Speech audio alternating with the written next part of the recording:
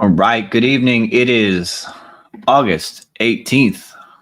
It is a Monday night. It's a beautiful, hot Monday night where I'm at. And hopefully, you guys are all having a fantastic Monday. Welcome in. My name is Nick, aka Perfect 216, and glad to have you in here at Main Event Fantasy. Here at Main Event Fantasy, we do all things fantasy football. We talk about your redraft leagues. We talk about dynasty leagues. We answer questions, your sit start during the year. We do some prop betting and things of that nature. But mostly, we draft best ball teams right here on Underdog Fantasy. If you're not sure what Underdog Fantasy is, you need to look into it. If you look in the description below, you'll see a link for Underdog. You can draft with us live on Underdog Fantasy. And when you do that, you will be able to use my promo code Perfect216 for your first deposit and get a 50% deposit bonus up to $1,000. So if you deposit $200, you're getting a free $100. You can do some cool math there, but if you were to deposit all the way up to $1,000, you get a free $500. That's a lot of money. So I would definitely take advantage of that with my Perfect216 promo code. So we are getting into Underdog. If you're not familiar, these are best ball drafts. I'll talk a little bit more about that in just a second here. If you look at the map on the screen, this is the locations, if you're in yellow, where you can draft in your state on Underdog as long as you meet the age requirements. And I highly recommend it. This is my favorite way to draft fantasy football teams. I draft over 500 teams this year, and I will be over 600 or 700 teams by the time the year starts. And I can do that because these have no time commitment during the regular season. There's no trades, no waiver wires, and that means nothing but drafting and winning money and having fun. So lots of contests are available right now. We got the Fun Pomeranian, the Puppy 3, Flock, some big money ones for, I should say, larger entry ones like the Great Dane, which we might tap into today, the Big Dog. And then, of course, there is Best Ball Mania 6. This is the $2 million to first, $1 million to second, and so on and so forth contest. $25 buy-in. I've got 38 more shots at this. You can do a maximum of 150, and I will max draft this contest for the second year in a row. But first, let's see about getting into this Great Dane. I don't know how many people are in it tonight, and there's only 10. So the chance of it filling tonight are slim. So we will leave and we'll give it another shot in a little while and see if it's filling at all. With that being said, we've got our choice of the Pomeranian, the Puppy 3, the Flock contest, Best Ball Mania. Lots of contests available. I think we need to warm up before we hit Best Ball Mania tonight. So I'm going to go ahead and rip a Flock Fantasy Contest 8. Let's see if we can get into here. $10 entry. And so there's one person left, one seat left. So if you want to join us, drop in and hopefully you can get into this with us. Shamrock, hey, my friend. Welcome on in. Good to see you tonight. Hopefully you're doing well. It is Monday, so hopefully it's not all bad for you.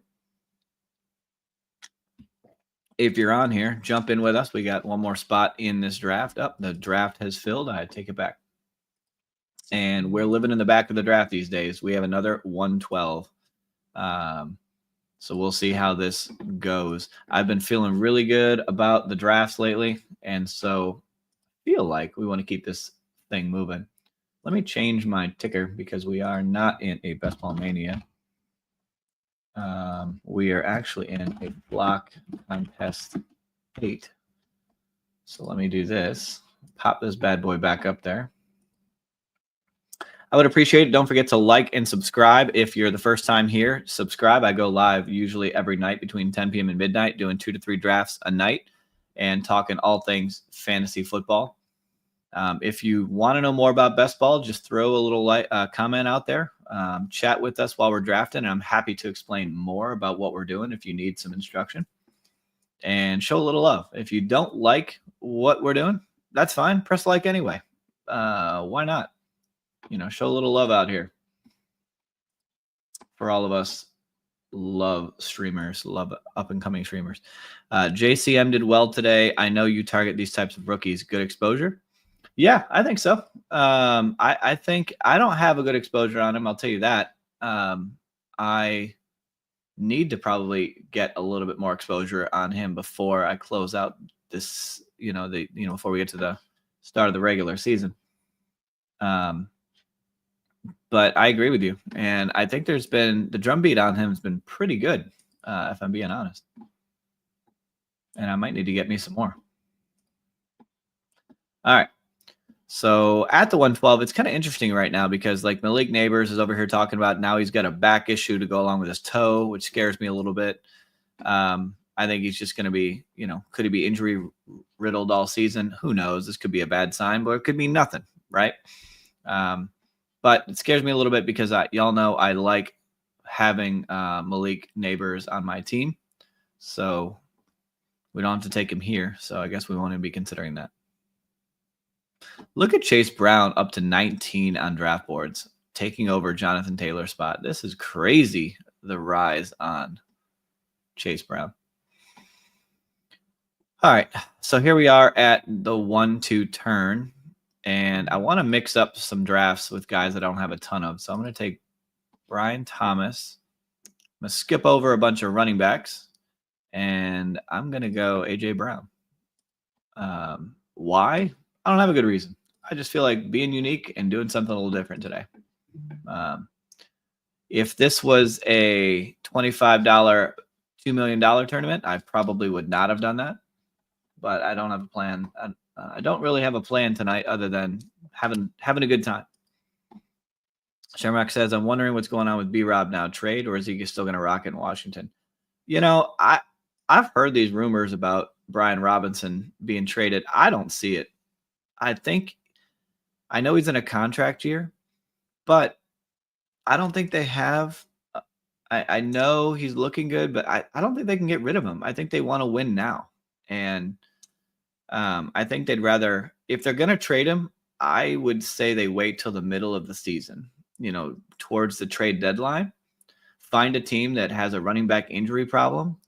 If they don't want to roll with him and they think that their rookie and Austin Eckler's good enough, then I think you dump him then and you'll maximize your value on a team that might need a running back who's injured. That's probably like if I was the GM of I almost said Redskins. If I was the GM of the Commanders, I would probably do it that way and just see what happens.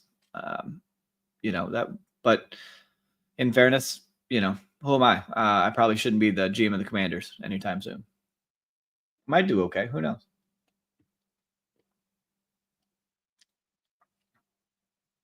I know one thing.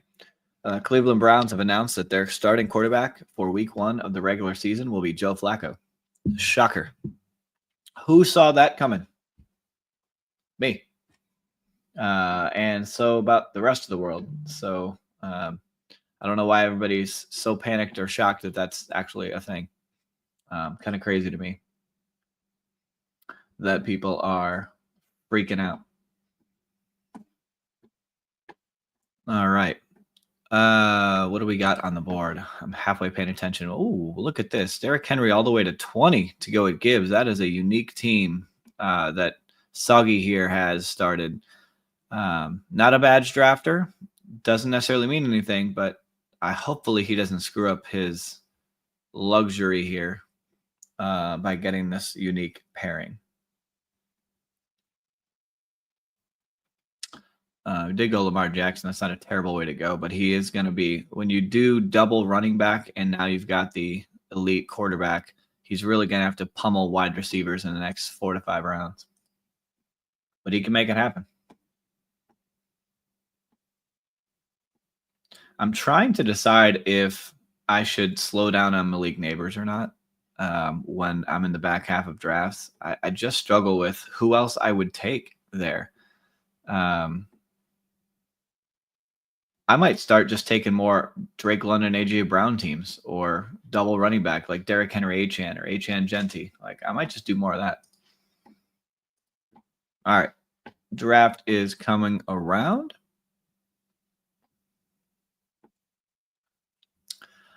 All right, so we're at the turn. No real big fallers here. Everybody kind of in line at ADP. So I think what we're going to do is we're going to grab Ted McMillan as our third wide receiver. And then we're going to scroll down just slightly and grab Jalen Hurts to stack him with A.J. Brown. Why? Because we love stacking our quarterbacks with pass catchers. And I think Philadelphia is going to throw more this year. I think they want to prove to everyone that they can do more than just run the football. And so, and that's the last of the elite quarterbacks. And y'all know that elite quarterbacks are definitely, if you look at the data, they have a higher advance rate through the regular season, so weeks 1 through 14 in fantasy football. Don't necessarily need to have them to win in the playoffs. However, they do seem to advance more teams when you have an elite quarterback. The news today really seems like it's been kind of quiet, which isn't terrible because I feel like this year, and maybe it's just me, you guys tell me if I'm crazy, but I feel like there's been a lot more just injury news, banged up, beat up players than maybe there has been in the last couple of years. Maybe I just got recency bias.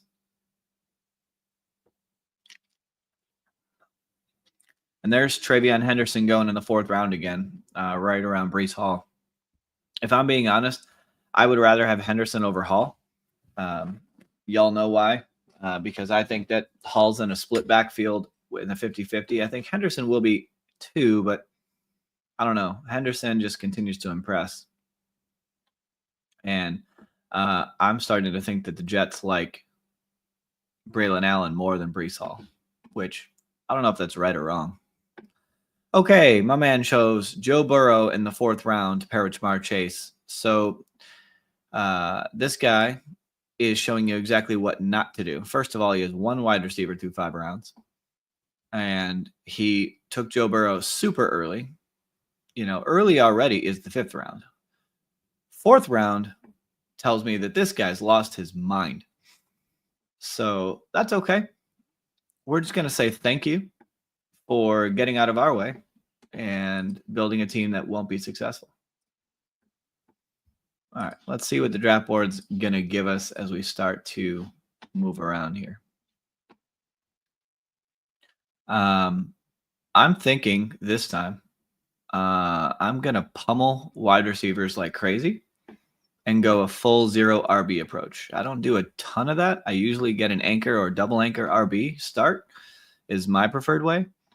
But I kind of want to see how I feel if I just crush the wide receiver position and then try and come back and get, 6 running backs a little bit later and see how I like this team. So I think based on the room, and this is what they're giving us, we're going to go ahead and roll with that.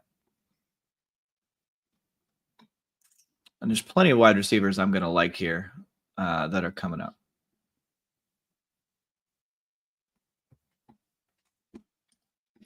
I'm still not afraid to take Rice when I get to this range here of like pick 60. I think this is a good range to get him. And if I'm going to end up with him as my wide receiver 5, this is probably not a bad time to just take a shot, right? Because even if he's going to miss time, and he goes to D-line back. So never mind. We're not even going to talk about him. We're going to grab Jalen Waddle. And let's see. We will grab.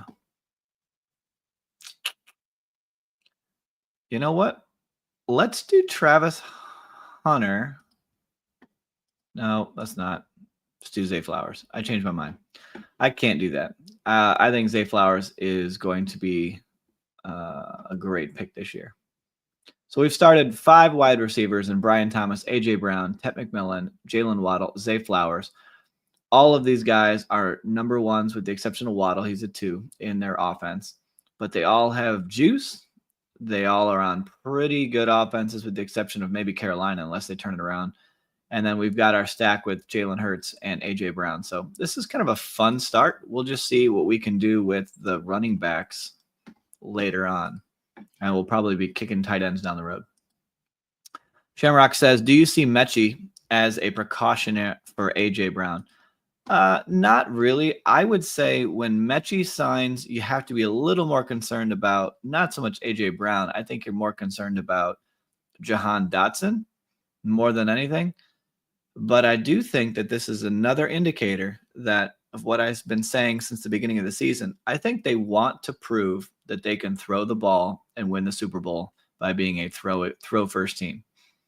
That's my opinion. And I think they're just adding another experienced wide receiver to the room, a little bit of depth. And I think that that's why they want to do it. So that's my take on it. And y'all know I've drafted a pretty good amount of Philadelphia Eagles players this year, in particular AJ Brown and our man over there, Devonta Smith. So I'm hoping I'm right, and they're going to have to throw more, right? Because they can't throw less. They didn't throw much at all last year, and they still did pretty good. So let's look at Jalen Hurts. So last year, with as little as they threw, because he has legs, Jalen Hurts was, he was a top 10 quarterback 1, 2, 3, 4, 5, 6, 7, 8, 9 times out of 18 weeks. So half of the year, he was a top 10 quarterback. He had 2 quarterback 1 finishes, a quarterback 2 finish, a quarterback 3, 2 quarterback 4s, a quarterback 5. So he crushed, and he barely even threw the football. I mean, when we look at attempts, he started out earlier in the year throwing the football, and he just continued to just drop off. And they just said, we have this really awesome player. His name, maybe you've heard of him, is Saquon Barkley. So he finished the year with being the 8th ranked quarterback, even with missing 2 games. And he only threw for 2,900 yards and 18 passing touchdowns. You can't possibly think that they're not going to do a better job passing the football this year. And that easily puts him in the top 5 quarterback range without question. Could be a league winner. So, and the reason AJ Brown is going the 2nd round this year when he was going in the 1st round of drafts last year is just because they didn't use him enough last year. They wanted to run it, and they did. And now the market is rewarding us for last year's performance, that we have recency bias. We think that Saquon's the guy, and we bumped AJ Brown to the 2nd round. And I'm here to tell you, he's still a wide receiver 1 and a really good offense who I think has something to prove. All right. I was going to get Jaylen Warren here. Y'all know how much I like Jaylen Warren, but he's not here. So we're going to grab Sam Laporta as our first tight end. And then we do need to squeak in at some point a running back before we have a small panic attack. I mean, I'm perfectly fine with these other ones, but we're going to grab Tyrone Tracy as our first running back. We know when we're getting him as our first running back, we're definitely going to need 6 on this team. Keep in mind, for best ball drafts, you need to start 2 running backs every week, 3 wide receivers, 1 quarterback, 1 tight end, and 1 flex that can't be a quarterback. So because we have to start 2 running backs, possibly 3 if you use this as a flex, we definitely need to grab 6 to have options when our first running back came in round 8. So we'll see how this pans out. Shamrock says, I've been taking your advice and grabbing wide receiver 1s when stacking my wide receiver room in drafts. I was able to start robust running back, 2 of them, and 4 wide receiver 1s in a row. Good strategy? Absolutely. It's one of my favorite ways to do it. The only way I would pivot off of what you did, which was the double anchor running back and then what I call the wide receiver avalanche, the only time I pivot is to pause and take a elite quarterback. I'm not as big on the elite tight ends unless I go, basically my rule is, at least in best ball drafts, and it kind of applies in most of your regular redraft leagues, at least in my opinion, is that you can either take like Brock Bowers in round 2, Trey McBride in round 3. If you take one of those guys, you can't grab an elite quarterback. Can't do it because you're going to fall behind in another position, usually wide receiver. You can take one or the other. And I'm okay with that. So in your first 9 picks, I generally want to walk out of there with 2 to 3 running backs, 5 wide receivers. That's my number 5. And then 1 of either an elite quarterback or an elite tight end. That's generally how I want to play it. Now I will mix up some other strategies, but that's kind of my preferred method of, approaching it. Kai, welcome in. Are you Loveland or Warren? Good question. I like them both. So I like Warren a little better, mostly because I think they're going to have an immediate need on the Colts offense for more playmakers than I think Chicago is. And I like that he's a little older. I feel like the maturity there could mean something. He's 23, whereas Loveland's 21. He's more of a possession guy. I think they're going to want to use him pretty early. Loveland is coming off an injury. They might slow start him just a little bit. And when you look at the competition, Loveland still has Cole Kmet. And I'm pretty sure in the depth chart right now, Cole Kmet's still tight end 1.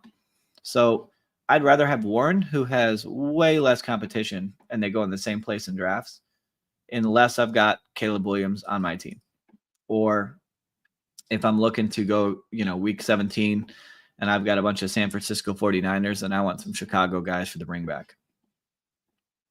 But that's kind of where I'm at. Speaking of where I'm at, what I'm not into is the fact that there's no running backs because 4 just went in a row. Don't like that at all. But speaking of Warren, you know what? I'm going to go with the fact that you just used his name as a reason why I should draft him here. So we're going to grab him. And then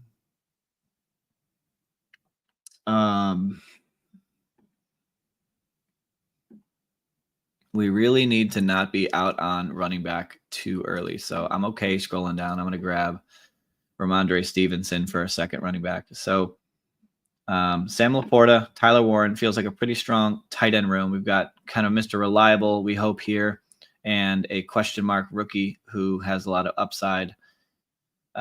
We have 5 strong wide receivers, 4 wide receiver 1s, 1 wide receiver 2, they all got some juice. They all have big playmaking ability. And then we have our quarterback, Jalen Hurts, stacked up with A.J. Brown. So kind of a fun way to start, but we'll see what we can do with this running back room. The good news is when you get to rounds 11 and beyond, you pretty much fall into a place where there's really no viable wide receivers really to draft that you get excited about, but there's still really good, talented running backs that all it takes is an injury or, maybe they're 50-50, guys that I think that would be great for a 0 RB team. Shermack says, what if you do just take 1 elite quarterback or 1 elite tight end, but say an elite quarterback falls down the board, say in round 5, would you do it? Yeah. Good example. I would. So if you get the kind of value where they're going to fall, I don't mind taking it because I think in best ball drafts in particular, I think ADP matters a ton. And when it's very rare, like up here, it's very rare these guys go into the 5th round. If anyone does, it's Jalen Hurts. And I've had him in the 5th round before, and I will click him every single time in the 5th round, regardless of what I've done. But the chances of him going there now, if you're in a 10-team league and your regular redraft league, you can expect someone to go to the 4th, 5th round, and that's not that crazy. And then but if you're in a 10-team league, I would actually change my strategy, and I would go ahead and get both an elite quarterback and an elite tight end to separate yourself more, because in a 10-team league, there is a flood of more running backs and wide receiver options available that are viable. And you can really set yourself apart at the 1Z positions in a 10-team redraft league.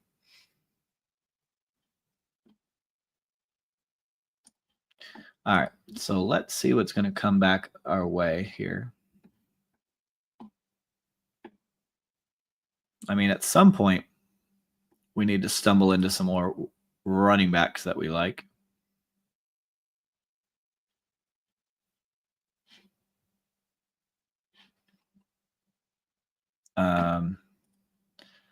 Kind of like the idea of grabbing Trevor Lawrence here too and being done at quarterback. So I think here what we'll do is do Trevor Lawrence if he comes back to us, and then Ray Davis or whatever whatever running back might be available. JCM all the way up to pick 128. I think it's kind of crazy what people are doing with him. Not that he doesn't look good, but it just seems like a lot. All right, so Trevor Lawrence comes back. Ray Davis did not. We'll grab Trevor Lawrence, pair him up with Brian Thomas. We'll feel great about that. And then I'm not a big Tootin guy. Y'all know I talked about Braylon Allen earlier, so I'm going to go ahead and scroll down just a smidge and grab Braylon Allen here as our third running back. So now that we have Jalen Hurts and Trevor Lawrence, we've got them stacked up with some pass catchers. We do not need another quarterback on this team, so we can continue to push the button on running back and wide receiver and maybe get a third tight end. We'll see how things go.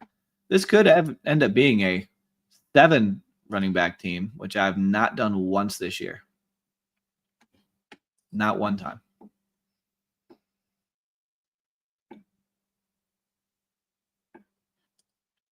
Which players do you feel their ADP doesn't make sense that you're steering clear from unless they fall to an appropriate ADP?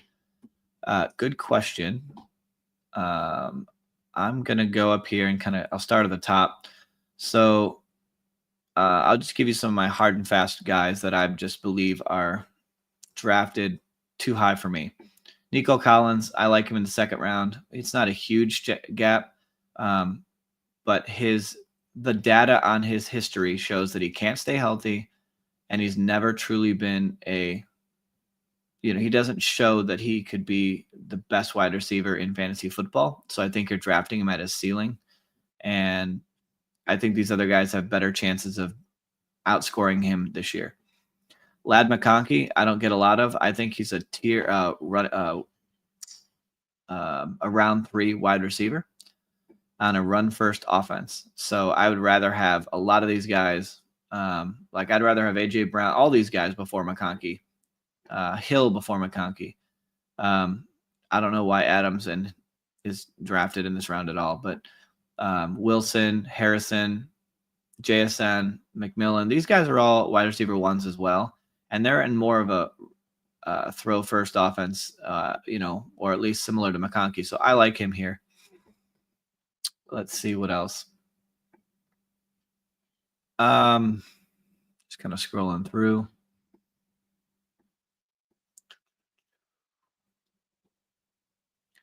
So Juwan Jennings is down here at 82. I hate drafting Juwan Jennings. I will only draft him if he falls ridiculously far. I don't think he's very talented. I do think he's on a good offense, and I do think that they have an easy schedule this year. However, I would much rather take Ricky Pearsall or even Brandon Ayuk much later in drafts. And I think I'll get more value out of them than I will Juwan Jennings. I just don't think he's very good. That's my opinion. He had one good year last year. He's already getting older. And he's trying to cash in on the fact that he had a good year by demanding another contract. And he's also not been healthy all year.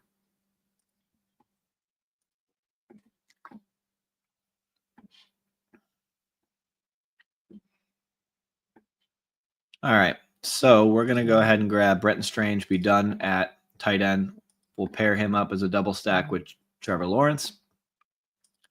And then we'll get my man Tyler Algier as our 4th running back here. He's going to score points this year no matter what.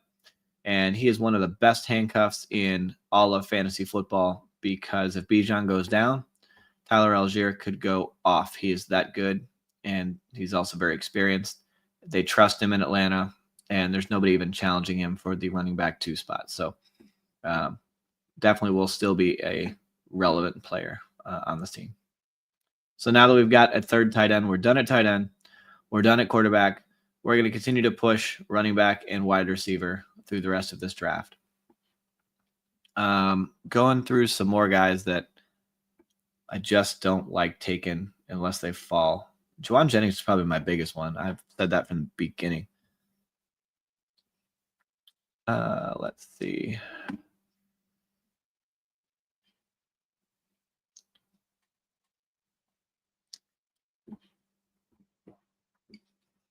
Kyle Williams. I've been on this all year. I don't take him unless he falls. Even if I have Drake May, I don't take him.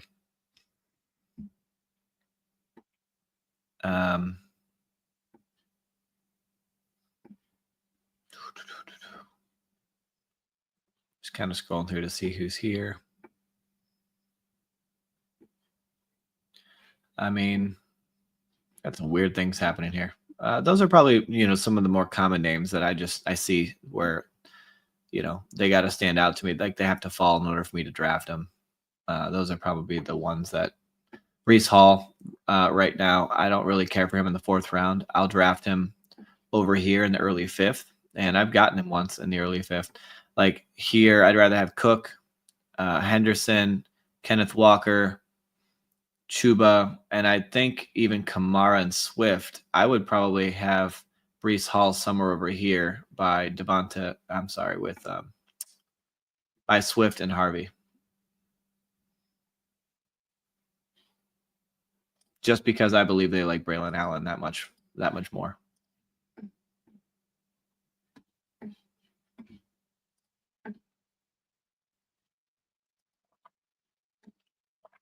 All right.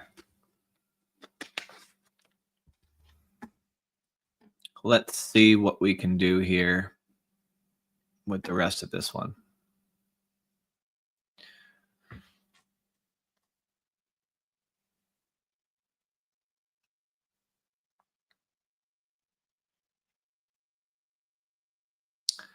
Definitely some running backs I like. I do think they're going to fall off a little bit, though. And I know I need 2 more, so I'm definitely going to at least get 1 here, but maybe even 2, depending on what comes back. I like all of these options.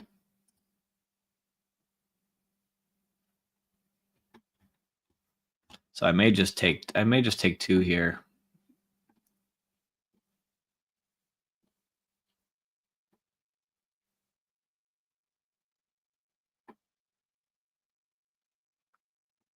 Rico Dowdle goes. Rico Dowdle has been in getting some good news, with his pass catching ability and his usage in preseason as well as in training camp. So, all right, yeah, they keep ripping these running backs. So I'm going to go ahead and take Will Shipley, which kind of does correlate with Jalen Hurts just a little bit if he's a pass catcher and Saquon goes down. And then I'm going to take Keaton Mitchell. Same thing. He's got some juice, and I think he will catch some passes as well. In Baltimore's run-heavy offense. So we've got a 2-6-5-3 build. Very awkward and unique build for me. Not necessarily the way I always like to build my teams, but it is fun to do things like this because you never know if it pans out. Injuries can play a factor in teams like this. And we give ourselves a really good start at the wide receiver position where you need to start 3, if not 4 anyway. So now we'll look to get 2 wide receivers for sure with our last 2 picks. So we'll be wide receiver and out. So let's just queue some more up, and then we'll get into the next draft after this.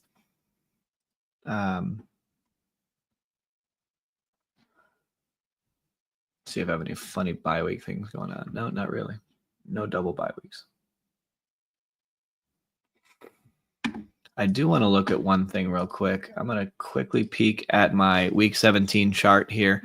So y'all know the week 15, 16, 17 are the fantasy football playoffs. So I want to see who's playing who in these weeks and target some of those bringbacks, meaning when I say a bringback, meaning if I have a bunch of Panthers on my team, quarterback, wide receiver or 2, then I want at least 1 Seattle player as a bringback.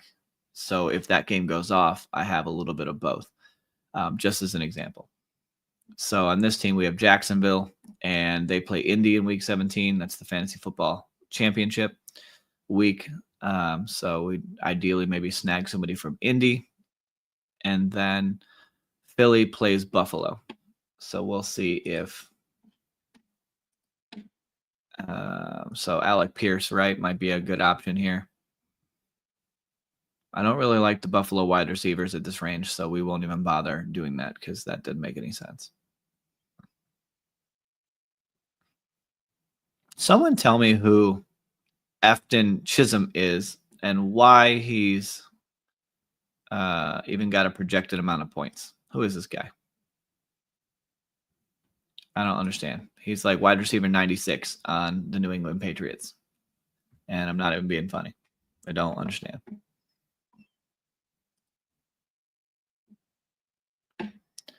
I wonder, does anybody think Elijah Moore is going to do anything in the Bills?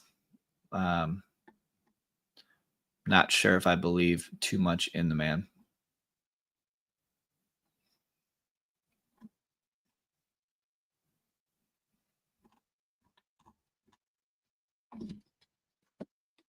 We could always get another. No, we're not going to do that.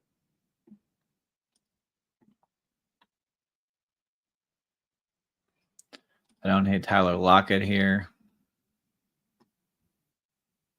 They're saying DeAndre Hopkins is a little banged up with knee issues. That's a bad sign for a guy who's got a history of leg and knee issues. Pierce goes. I kind of wanted him. That would have been a good pick to have here. But I could always do AD Mitchell. I don't have a lot of him. So it might be fun to grab him here. So I think I'll do that. I'll grab Tyler Lockett and AD Mitchell as our last two wide receivers, and we'll be done. So let's recap the team. We got Jalen Hurts, Trevor Lawrence, a quarterback.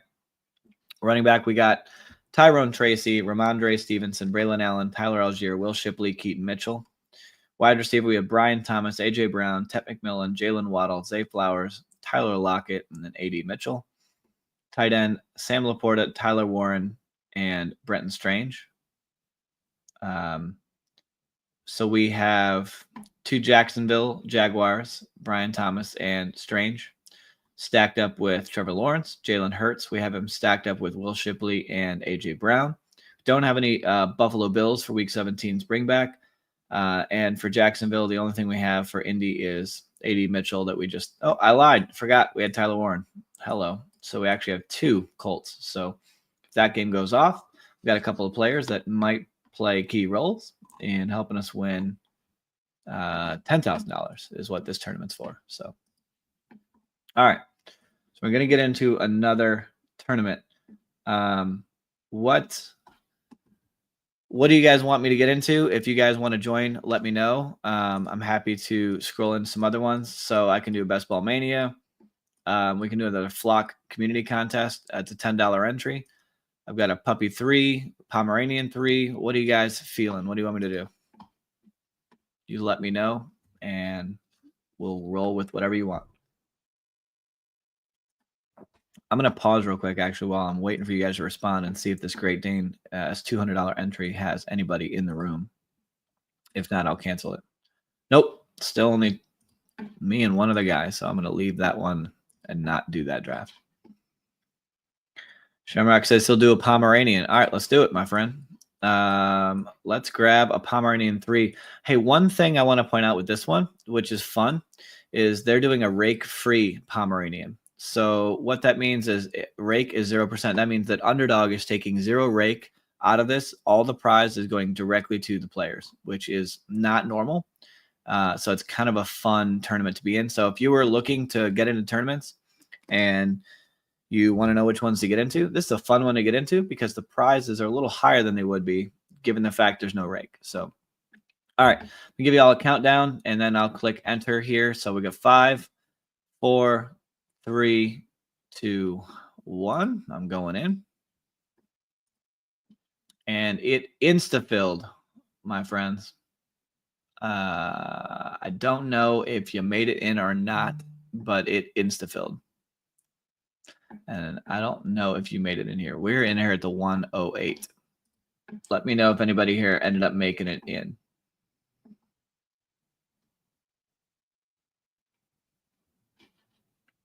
And sorry, I missed this one, Shamrock. How about players you feel are undervalued and you take every time? Jalen Warren, who, I don't know if you can see over my shoulder here, that board for the last 3 days has had draft Jaylen Warren written on it.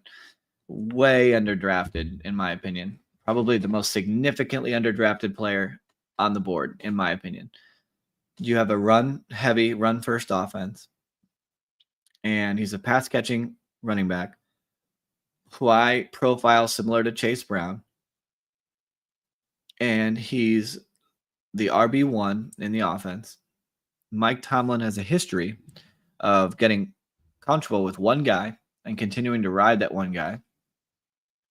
And so I really believe that Jaylen Warren is extremely undervalued where he's going. I mean, Caleb Johnson's been going at like round, I don't know, what is it, 5, 6, 7 all year? And you can get Jaylen Warren in rounds 10, 11, 12, and he's the one. And Caleb Johnson is technically right now the running back 3. Kenneth Gainwell is playing ahead of him. Why are we drafting this man in the 7th round? I mean, I get it. Don't get me wrong. He's a rookie. You don't need him necessarily. He could break out, all these things. I get it. But I don't see it. I don't see it. I would love for Justin Jefferson to fall at 108 here. That would be really exciting. I don't see that happening with 2 badge drafters in front of me. I feel like I'm going to end up drafting Nico Collins for like the first time in 2 weeks if Gunnar Ross takes CMC.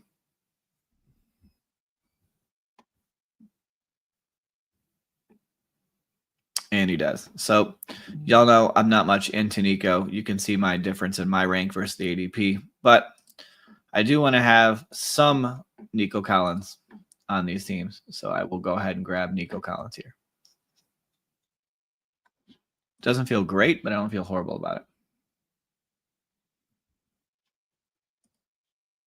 Quick reminder, throw a like and subscribe on the stream. It does help the content. It does help me greatly. I'm trying to continue to grow the channel, and hopefully we can be of some value, some entertainment for you, and we can grow our main event community with you guys along the way. I do draft every night from between 10 p.m. and midnight, usually doing 2 or 3 live drafts right here in Underdog Fantasy, and looking forward to continuing to do that with you guys all the way up to the regular season starting. All right. Turning around a little bit here. Shamrock, did you end up getting in a room? I know you're not, doesn't look like you're in this room. What pick did you get on whatever draft you got into, if you did get into one? Looks like AJ Brown's coming back to us one more time, and I'm okay with that. More AJ Brown, please. I'll have another serving, sir.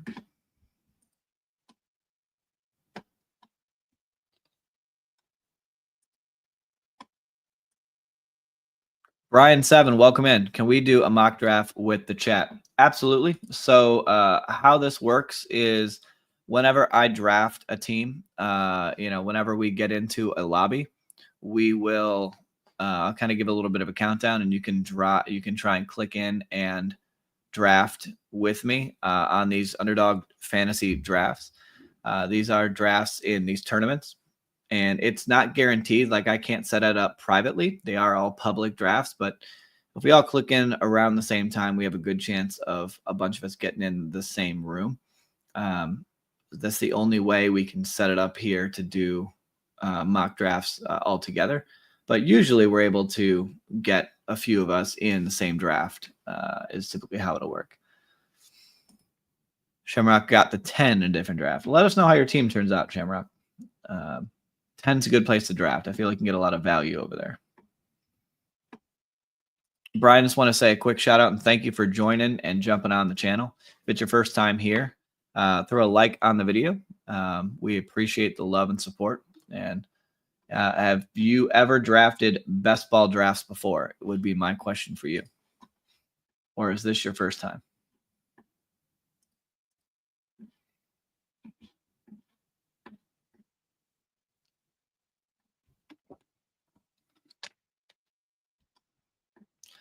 I was talking to my friends in my home leagues, and your regular redraft leagues are dynasty leagues, things I'm in, and It's amazing. I think I've got 4 drafts on August 31st because everybody wants to draft that day.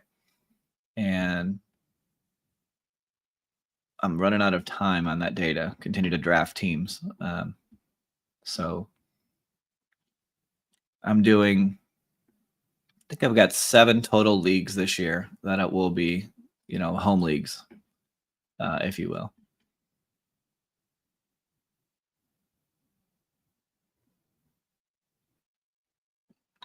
Gunnar Ross, what will you do, sir?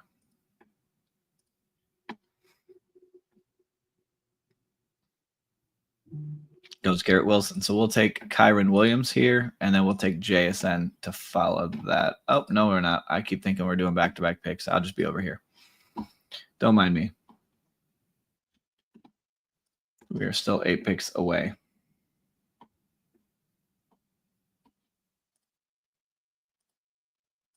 I guess I need to change my banner real quick because we are not in a $10 draft. We are now in a, what are we in? A Pomeranian? Is that what we're in?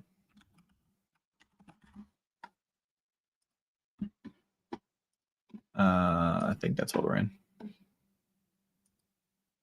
Yes, Pomeranian 3.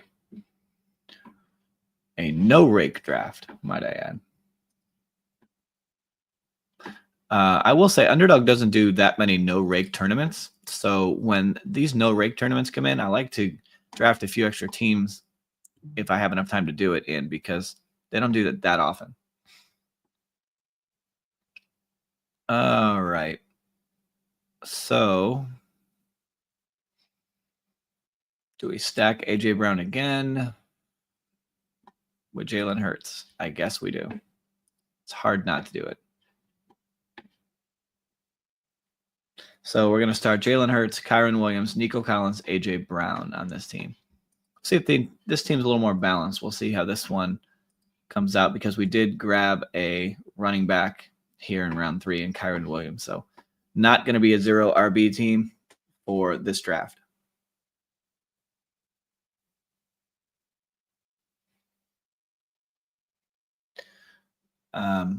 We may do after this, depending on how this goes. I may get into at least one Best Ball Mania draft tonight.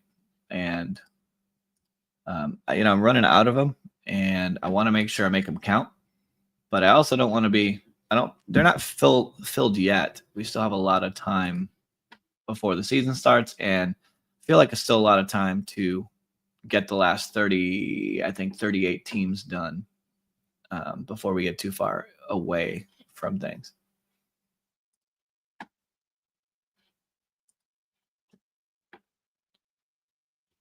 All right. 7 picks away. A little bit of run on running backs here. That's okay. I wonder if we'll end up getting a double stack possibly. We could do A.J. Brown, Devonta Smith stacked with Jalen Hurts. That could be fun. Don't have too many teams with both of them on the same team. So we'll see if that becomes a possibility. I'm going to say it's less likely than likely with all these guys coming up that all are really weak in the wide receiver room. And there he goes. Parlay Fantasy takes him at pick 52. So our dream is not dead, but our dream is collapsed there. So ideally here, like DJ Moore, ADP 47, we can get him at 56. It won't happen. One of these 2 bad drafters will take DJ Moore here. There's no doubt in my mind. There he goes. Drafters like this are a little bit sharper, and they're not going to make those poor decisions. So we'll grab Travis Hunter here as our 3rd wide receiver. And then we're 7 picks away, and we'll see what comes back to us here. Probably going to be another wide receiver. We do want to continue to make sure that we have enough of them because we have to start 3, if not 4 every week, if we use the wide receiver as a flex each week.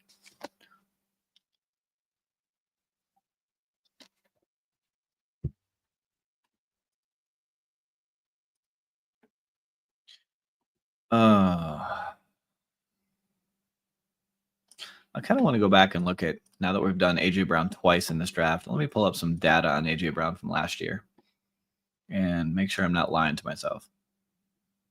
So even last year when they didn't throw much, he had 1, 2, 3, 4, 5, 6 weeks where he was a top 10 wide receiver. He finished as a wide receiver 20, but he missed 4 games. And I'm on the clock. Let me make sure I don't miss my pick here. We're going to go Stefon Diggs here as our 4th wide receiver. And keep the fun rolling. But the last 2 years, he was wide receiver 5, wide receiver 6, same snap share. The difference was last year, because he missed 4 games, that didn't hurt, or that didn't help him. But even missing 4 games, he had the same amount of touchdowns last year as he did the year before. And he did it on 63 less targets. So his yards per route run was the second highest of his entire career at 3.16, which is great. His target share was the highest of his career ever and has gone up every single year since he's been in the league. 34.4% target share in that offense. So if A.J. Brown stays healthy and they do pass more, I mean, there's a world where A.J. Brown is absolutely the best wide receiver in football. He's that talented and has that kind of upside. And I'm not saying he's going to be, but I don't mind taking the chance there.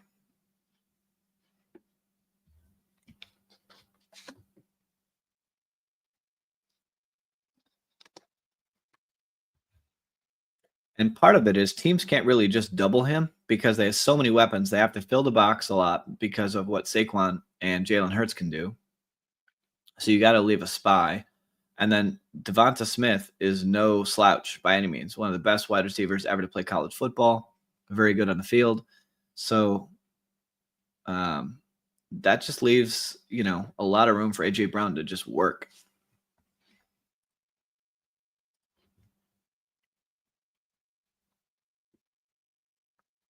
All right.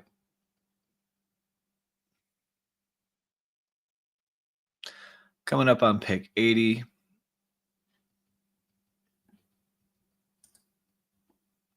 So this room really is just taking most of the players right at ADP. They're not getting what I'm going to say is cute with it, right? They're just taking what's there. Oh, excuse me.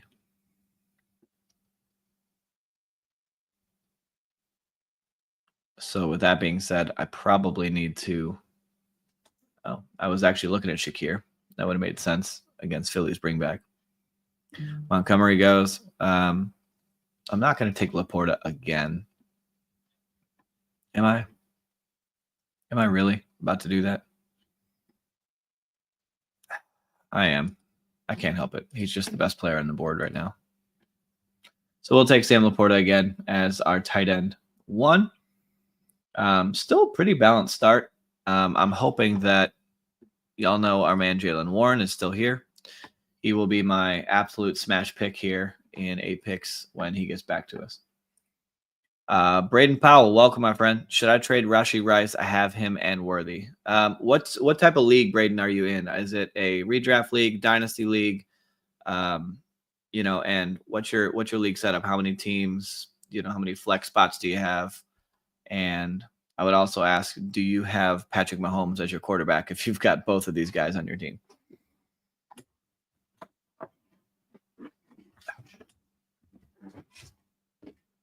Let us know in the chat, and we'll be happy to assist you a little more. We're 1 pick away from my guy, Jaylen Warren, being our second running back. Let's see if Swaney here wants to snipe him from me. He does not. He goes Baker Mayfield. So we'll take Jaylen Warren, second running back behind Kyren Williams, and we're going to feel absolutely fantastic about it. Redraft PPR 10-team 2 flex, no Mahomes. Okay, so if you had Mahomes with the 2 flex, I would say you probably have plenty of depth at wide receiver, where it wouldn't be terrible to have them both on your team. But quite honestly, Yeah, I probably, it depends on the rest of your team somewhat. I would probably only have one of them. But when you're in a 10 team, I like to package up players, right? Like you could take Rice and someone else and package them up and upgrade another position. So, like, you could even do a triple trade, right? You can do something ridiculous. You could do Rashi Rice, a running back from your bench, and whoever your current tight end is, and try and get Trey McBride or Brock Bowers, right? When you're in a 10-team league, you want to have an advantage at quarterback and tight end because they're the onesie positions. It's a lot harder to find depth at running back and wide receiver that are usable in a 10-team league. So, yeah, I'd try and package him with a couple of players and upgrade another position is what I would probably do. You got 2 flex, so I assume 2 wide receiver spots. So you could start 4 wide receivers, and 2 of them could be that. But if you had Mahomes, then maybe I'd say go ahead. But you got to remember the chance of them both going off every week is unlikely. So you're almost wasting a roster spot if you start both of them. So I would absolutely, and if you really want to keep Rice in your back pocket because you think he could be the guy later on, then trade Worthy. I mean, that's fine too. I would probably rather have Worthy, but that's just me. Doesn't mean I'm right. It's just my, kind of my take on things. I still like Worthy better in a vacuum than I do Rice. And I'll pull up some facts on them here in just a second, as soon as we make our next pick or two here. I think Cooper Kupp will probably be my pick if he manages to make it back. I don't think he will. Gunnar Ross just keeps taking the top of ADP, so it's very likely he will just grab what's here. Never mind. Took Justin Fields. So we'll go ahead and grab Cooper Kupp as our 5th wide receiver, and we'll feel just fine doing that. We are 8 picks away from our next. You have an offer for Tracy and Rice for Ridley and Pearsall. I don't know what your running back room looks like, but my opinion would be so Ridley could be, a really nice piece there, every down guy. They don't have a whole lot of weapons. And then I personally am a huge Ricky Pearsall guy this year. I like him better in best ball teams, but he may be the best wide receiver on the 49ers. The 49ers have the second easiest schedule this year. And I think there's a huge runway for him. So I'm big on him.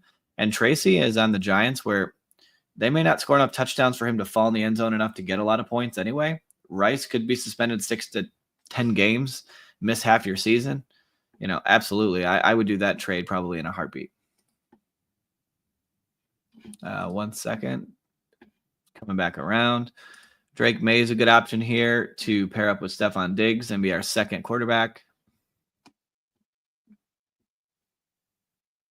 If not, we could look at another wide receiver here.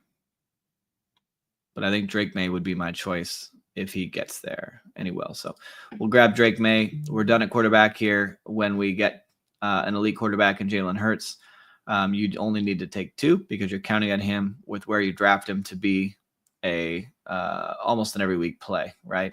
Drake May has some legs, could upside play. We did stack him here with Stefon Diggs, so it makes a ton of sense. I really, really like how this team is shaping up. Big fan of what is happening on this team. Braden says Breece Hall, Jonathan Taylor, Bucky Irving. Oh yeah, absolutely. You don't need Tracy anyway. I mean, it's not bad to have him, but you don't need him anyway. JT and Bucky Irving would be, every week starts. Breece Hall, we'll see how he does. Fine flex play for sure. And then, I think Ridley, you don't have to worry about Rice suspension anymore. Could be an every week play. And Pearsall is a good flex kind of guy. I would make that trade in a heartbeat. But that's just me. Doesn't mean I'm right. Just how I feel. You get a lot more flexibility in a 10-man as well, because there's at running back and wide receiver, you can get guys off waivers later in the season, right? You can play the matchups better just because there's less teams, so there's more players available on your team. I would I would do everything you can to continue to upgrade your players to get those superstar players on your team. And when I say superstars, I mean those absolute top tier players.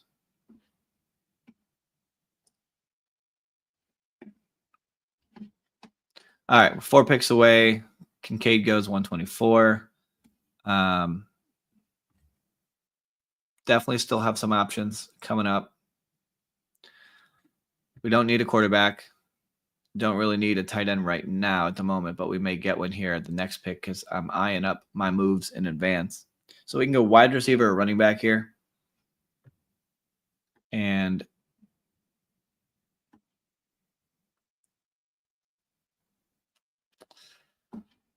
I think I know what I want to do. Thought I knew what I wanted to do. So Ayuk or Stevenson. Ayuk's going to probably miss the first 5 weeks of the season. We'll see if he maybe even comes back. We'll get Ramondre here. He does kind of correlate with Drake May. If he catches any passes, there's a little bit of a weird negative correlation to New England. Still should have a role in that offense. Might even be the goal line back. And then what we'll do here is if it comes back around to us, we'll get our second tight end in Dallas Goedert and double stack Goddard and A.J. Brown with Jalen Hurts. That would be our best plan, which that works out pretty good. So we'll grab Dallas Goedert. So now we've got Dallas Goedert, Drake May, quarterback, running back, Kyren Williams, Jalen Warren, Ramondre Stevenson, wide receiver, Nico Collins, A.J. Brown, Travis Hunter, Stephon Diggs, Cooper Kupp, and then tight end, Sam Laporta and Dallas Goedert. So feels pretty good at this point in the draft with where we're at. Feels very balanced. His quarterback room is Kyler and Dak. The waivers are Lawrence, Young, Fields. What should I do? So who are your other receivers? If you have a wide receiver that you're going to start every week, for example, if you have CeeDee Lamb, you want to start Dak, right? Because you want to have your pass catchers, because if they go off, they're bringing the quarterback with them. So it increases your ceiling. If you have Kyler and you have, Trey McBride, or you have Marvin Harrison, Kyler's a good pick. If you have a priority wide receiver and Lawrence, Young, Fields, if you have Garrett Wilson, then I'd say bring Fields into your team potentially, right? That's kind of how I always look at it. You have Travis Hunter and Ja'Marr Chase. Yeah, so like if you have Travis Hunter, then maybe you would rather have Trevor Lawrence over Dak Prescott. Might be a way to go. If you have Garrett Wilson, getting Fields, and getting those correlations are usually a really big advantage, because you got to figure too, in these leagues, you're trying to win, right? I'm guessing, you're not someone who wants to get in here and just get 5th place, right? That's not what I'm trying to do. And the best way you increase the likelihood of winning is I want to win it all or not win anything, right? So I'm going all or nothing. So I want to stack my quarterback with one of my pass catchers, because if the pass catcher has a great year, goes off that week, my quarterback's coming along for the ride. And that can differentiate your team versus other teams. So it's even more important in drafts like this, like best ball that I'm doing right now. These are best ball drafts, but it's still highly important on standard teams as well. All right, so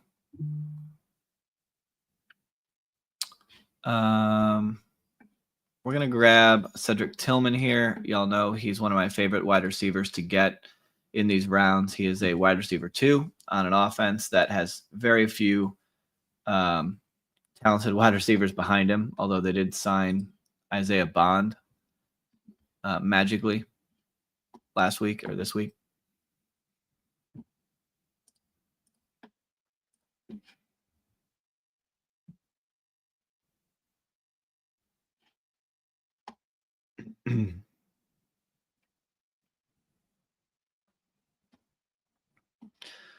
All right.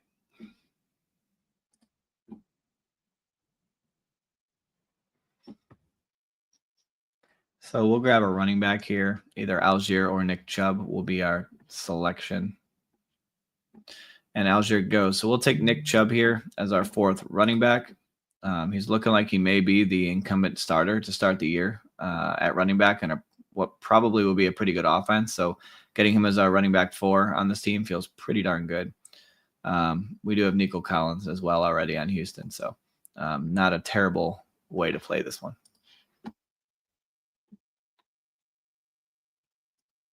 Should you stack with Dak and Kyler?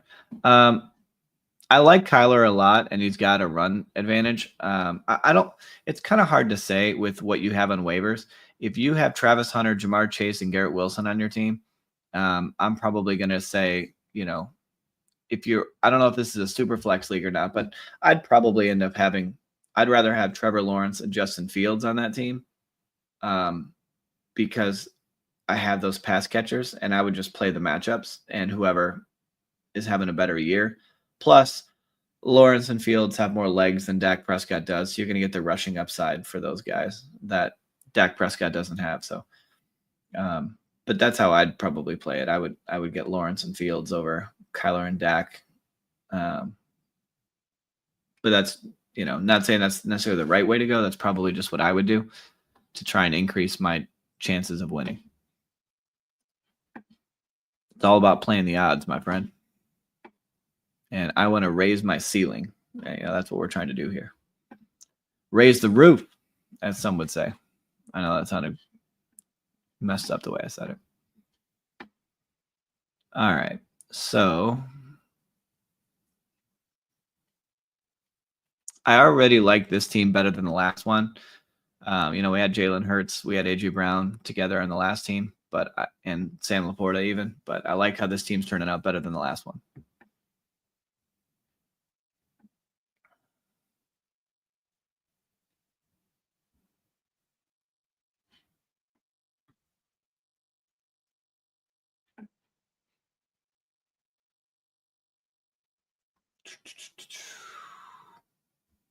I think we're just gonna.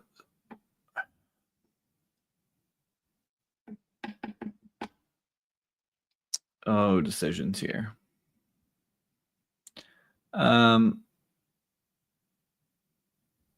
just gonna get one of these running backs. I think I like Chig a lot. That's my issue. Is I really, really like Chig. But I don't think I need the 3rd tight end on this team. If I'm being honest, I don't know that he's going to do as much for me as I would like. We'll see if it's meant to be. If he comes back, I'll get him again. But I'm just going to take Isaac Guerrero here and just throw him on the team. And then we'll see what comes back our way. All right, Chig goes. It's okay. We didn't really feel like we needed him anyway.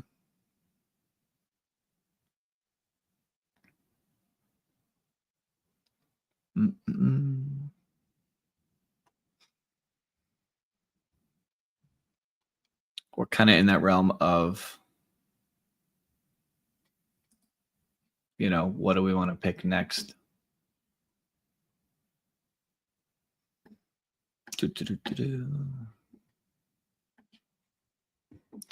Jalen Wright has not looked tremendous exactly in the preseason win, in the game they just played, but I still like him. Very talented guy. Put on a little weight this year.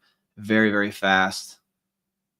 Plays in a Mike McDaniel offense that likes to play with speed and uses their running backs in the pass game. So I kind of like him. So I'm just going to go ahead and grab him here as our 6th and final running back. And we will be now done at running back, and then we're going to probably grab 2 wide receivers to finish this draft off. Braden Powell says Dak might have a huge year. He might. You're right. I mean, he absolutely could. I mean, their offense could be awesome. And in that case, if you really feel that strongly about Dak, I'd go and try and get one of Dallas's pass catchers. Go get Pickens. Go get CeeDee Lamb if you can. Package some guys and stack them with Dak. That would be the way I would do it. It just gives you more of an upside that if you really believe that, then you want one of his pass catchers and you want them both to go off. And that's really how you just put your opponents at a disadvantage. Of course, if they have a bad week, then you're really bringing down 2 players, but that's the whole point, right? You're betting that you're right, and you're not playing it safe. Playing it safe gets you 5th place. Playing it to win gets you 1st place. That's how you win championships. Got to play it with a little bit of aggression. Got to take some chances. It's kind of like everything in life, right? In life, you've got to take chances in order to win.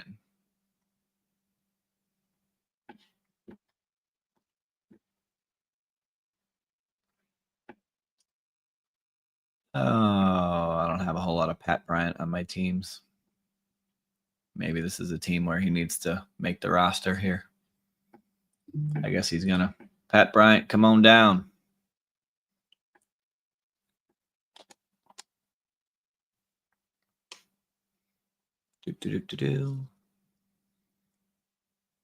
Should I even draft Isaiah Bond on any teams? Like, someone needs to let me know. Like, is that a guy I should even be considering? Because I'm not right now.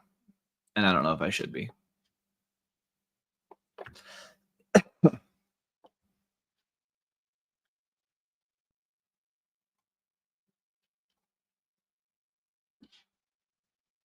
I feel like I shouldn't. Like, I shouldn't even consider it. But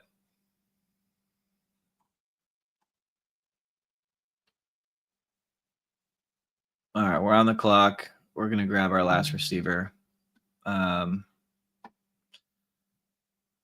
just going to grab, I don't know. We'll grab Josh Reynolds. Why not? He's clearly the number 2 in an offense where they're probably going to have to throw. He's not even getting drafted on all teams. And he has a Week 17 bring back with New England because the Patriots play the Jets in Week 17, and that is the championship week for fantasy football. So, to recap this team, we got a 2-6-8-2 build. Jalen Hurts, Drake May at quarterback, Kyron Williams, Jalen Warren, Ramondre Stevenson, Nick Chubb, Isaac Guerrero, Jalen Wright at running back, wide receiver Nico Collins, A.J. Brown, Travis Hunter, Stephon Diggs, Cooper Kupp, Cedric Tillman, Pat Bryant, Josh Reynolds, tight end Sam Laporta, Dallas Goedert. We did a double stack with Dallas Goedert and A.J. Brown with Jalen Hurts. Drake May has a double stack of sorts with Ramondre and Stephon Diggs. New England plays the Jets in Week 17, so we have a bring back for Week 17 with Josh Reynolds, And then with Philly, they do play Buffalo Week 17. We don't have any Buffalo Bills. That's okay. We don't necessarily need them, so not the end of the world. All right, we'll do one more draft tonight. I think I'll sneak it in. I'll just make it a long night. I may not finish it, but I will definitely start it. So let me know what draft you want me to get in. We can do another Pomeranian, Puppy 3, a Flock, Best Ball Mania, $25 entry. What do you guys want to see me do? If the Great Dane, the $200 entry was, if I could get enough teams in here, I would do it, but there's not enough teams. It's not ready to fill yet tonight. So let me know if anybody wants me to do a certain other draft. Throw it in the chat and I will go that route. If no one picks, then I will pick for myself.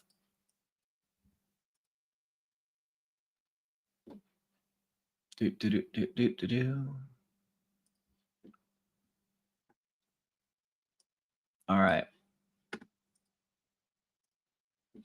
Let's just go ahead and let's do a Best Ball Mania. Let's just throw one out there. We got 38 more shots at this thing.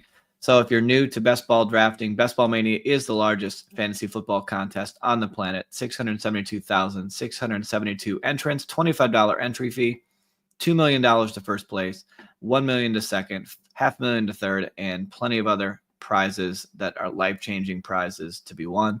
You can even get your money back if your team finishes 112th place. If you're new here, this is the tournament to do in fantasy football, and I highly recommend drafting right here on Underdog Fantasy. Real quick, the states in yellow, as a reminder, are the states where if you live there, you can draft an underdog team as long as you meet the age requirements.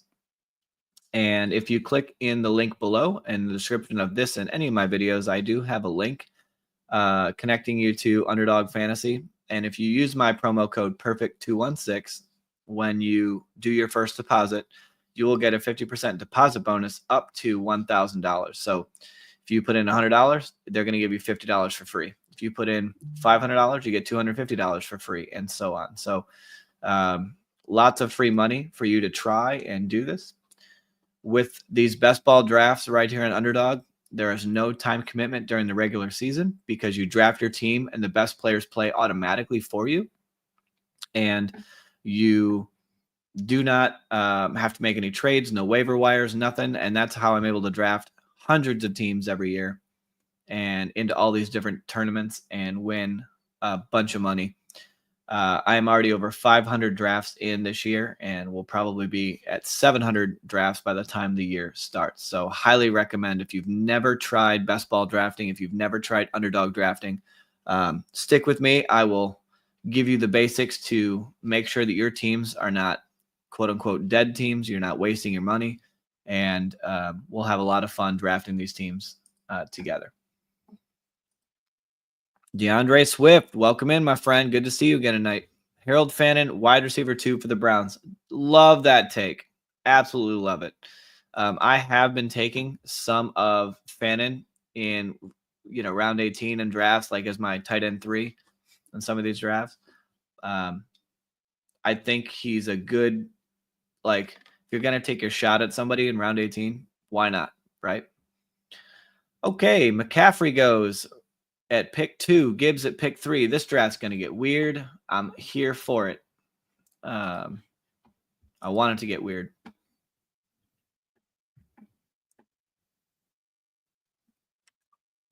Bijan at 4. So we're going to get either CeeDee Lamb, Saquon Barkley, or Justin Jefferson at 6. CeeDee Lamb goes. So we're going to take Saquon Barkley at 6. Kind of rare that he gets all the way to 6. So I love it. This is our 3rd draft tonight, and if anybody hasn't noticed, we keep falling into some Philadelphia Eagles players, and I have not done this on purpose. It's just kind of how the board has fallen, but apparently it's a Philly night, and I'm all about it. So 10 picks away. This is going to be a nice, smooth draft. I feel good about it. I feel like we're on a roll tonight, and this could be the draft we win $2 million. And if so, you guys were here to witness it together, and it feels good. You can't take stomach. I'm sorry. Wow, let me try that again. See if words work today. DeAndre Swift says, I can't stomach taking Lamb anyways. Pickens is more of a 1B instead of a 2A. Will demand much more target share, I feel like. Yeah, I'm with you. I get it. I still like Lamb. I do feel like Lamb is going to have a big role, regardless of Pickens. If anything, it'll take some attention off of him and, may free him up a little bit more from all the double and triple teams he's seen last year. So I think it could be a good thing. And I think because their running game does not look like it's going to be any good, they're going to throw the ball a ton, which is what they like to do. So I still think Lamb's going to eat anyway. That's just me. And I think there's definitely room on teams like Dallas to have 2 solid wide receivers that can still outperform their ADP. So I'm perfectly fine getting Lamb. I'm actually a little light on CeeDee Lamb, if I'm being honest. Not because I don't like him, just because of what falls around him. I would love for Drake London to fall to me right here. I don't think it's going to happen, but it would be absolutely amazing to have that start. And it didn't. So we're going to Saquon Barkley and what? I can't bring myself to do Chase Brown on this team. I just can't do it. I think he needs to be a little bit lower for me to draft him. Y'all know I don't like Ladd McConkey in the 2nd round at all. So we're going to do a double anchor running back start with Saquon Barkley and Jonathan Taylor. I feel like I did all right in my Pomeranian 3, Shamrock says. Run it back for me, Shamrock. Give me what was your first, what kind of build did you do? Did you do a 3-5-7-3? Did you get some stacks? Give me a little bit of a rundown on what you ended up cranking out there. DeAndre says the run game's abysmal. Yeah, it really is. I do take some, because I think they're going to be bad. I think in these best ball drafts, like I'll take some of their running backs later on because they go so late that even if they do decent or one of them does have we'll call it a quote unquote breakout year, they could really return value where they're getting drafted in best ball drafts. But I can tell you this, I want nothing to do with them in my regular home leagues. I will not have a Dallas running back on my team in my home leagues unless they fall, just absolutely plummet, or I get them off waivers. That's the only way I'm doing that. All right, this could get really weird real quick. We're going to be at pick 30 here in just a second, and there's a couple of fallers that are falling into our lap. See what Ice Boss does. So he takes Jacobs. So we're going to either take Tyreek Hill, Josh Allen, or Amarian Hampton. Kind of feels good to have Tyreek Hill fall to round 3.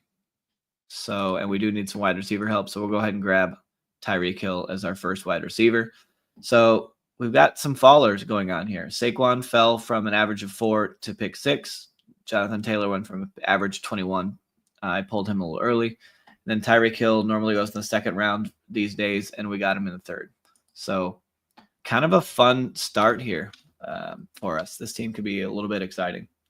I actually saw Josh Jacobs falling and got nervous but excited that if Jacobs fell, that we're going to do a triple running back start and, slam the alarm button on this draft. Because y'all know a triple running back start is not ideal if you didn't figure that out already. Just a quick reminder, if y'all wouldn't mind, I would really appreciate it. Throw a like and subscribe on the channel and on this video. It does mean a lot. We're trying to build this up and we want to do that together. I thank you guys for being part of the Main Event Fantasy crew. And we will try and keep sharing this out, build the community up, and there'll be more of us talking, drafting together, and sharing what's going on in the world of fantasy football. And why not do it right here with us? All right, coming back around, Joe Burrow just went in the 4th round, in the back of the 4th round. This draft is getting really weird.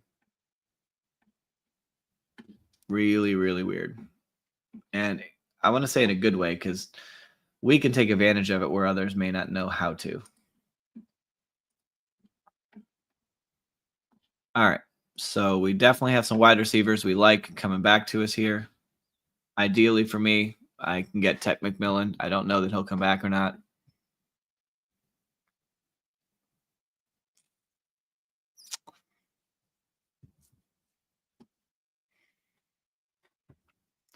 And he does. So we'll get Tech McMillan as our second wide receiver. I got a little nervous there. I would have been fine with Worthy also, but he didn't make it back. Shamrock with Baker, T-Law, Darnold, running back Genty, Travion,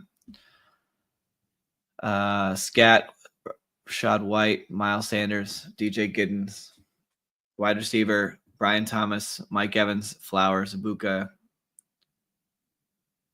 Okay, and then Laporta and Ingram as tight end. So Baker, you got Evans stacked with Baker and Ibuka. I like the double stack there.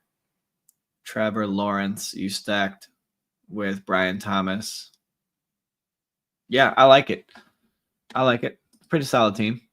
I don't know where your values are, off the top of my head, just by, quick scrolling, but you at least did a good job of balancing your team, getting your pass catchers there.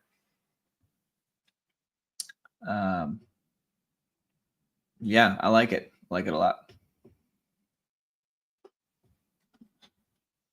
Not a horrible team at all. I've drafted some way worse teams, my friend. That's for sure. Now we're coming into the stage of the draft where I really like the wide receivers here. So I'm going to feel great probably going back-to-back wide receivers. Man.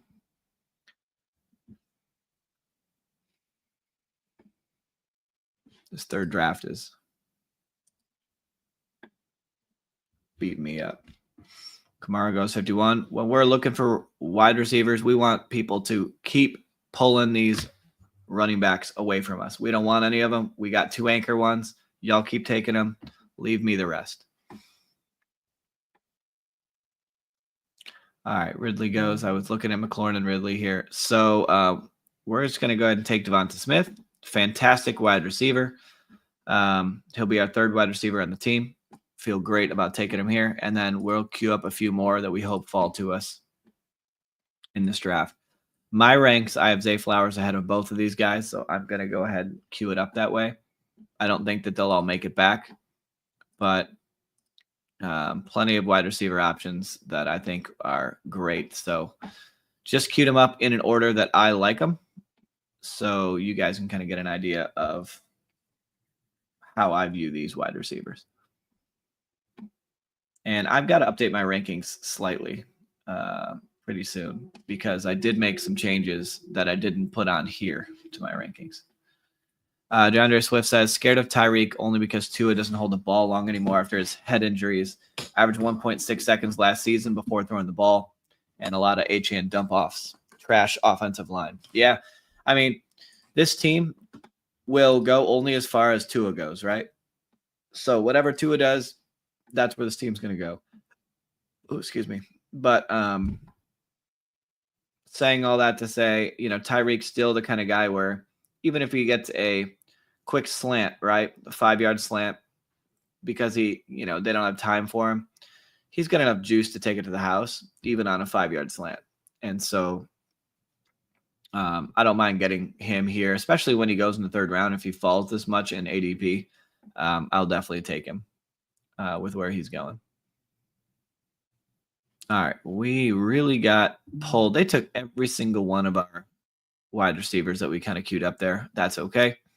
I'm actually going to go ahead and go with Matthew Golden here, the rookie, as our 4th wide receiver.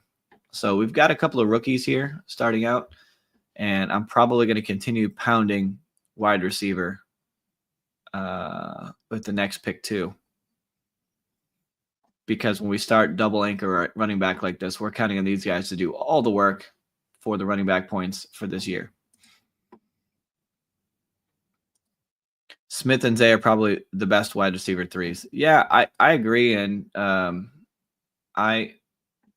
mean, on any other team, Devonta Smith is probably the wide receiver 1, right? But he happens to have a guy named A.J. Brown on the opposite side of the field, right? I mean, look at it like T. Higgins. If T. Higgins went to some of these other teams, he'd be the number 1 receiver than he is. But he's got Jamar Chase on the other side of him. So these are fantastic wide receivers who still outperform. And if you look at, let's pull this up, and I'll just look at the facts for you.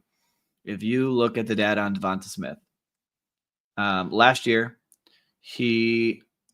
they didn't throw a lot. He was wide receiver 27, but he missed 4 weeks of games. He had 90% snap share, only had 89 targets, but he still got 8 touchdowns, right? 28% of the target share, the most in his career. And when he gets the football, he obviously has gotten touchdowns. He's highly targeted, and he missed 4 games. So if he stays healthy and they throw more, which I think they're going to do, he can easily smash where he's going in ADP. All right, so I'm going to take the faller, actually, in Pacheco. I didn't think he'd be here as our 3rd running back. I'm just going to take the value because I think it makes sense to always prioritize your ADP. And we'll see what else comes back.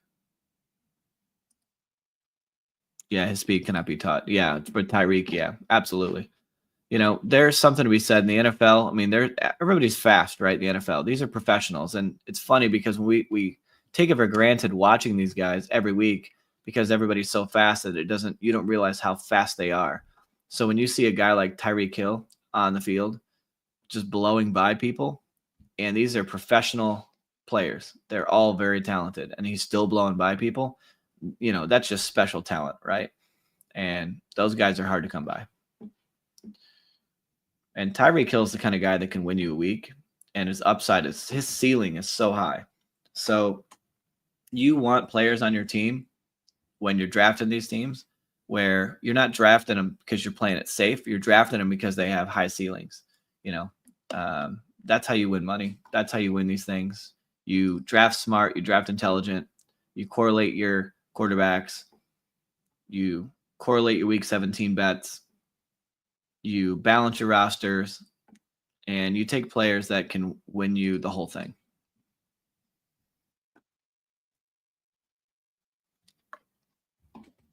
I'm hoping Jaden Higgins falls to me here, but I'm a little nervous because I think this guy needs another wide receiver also. All right, he did.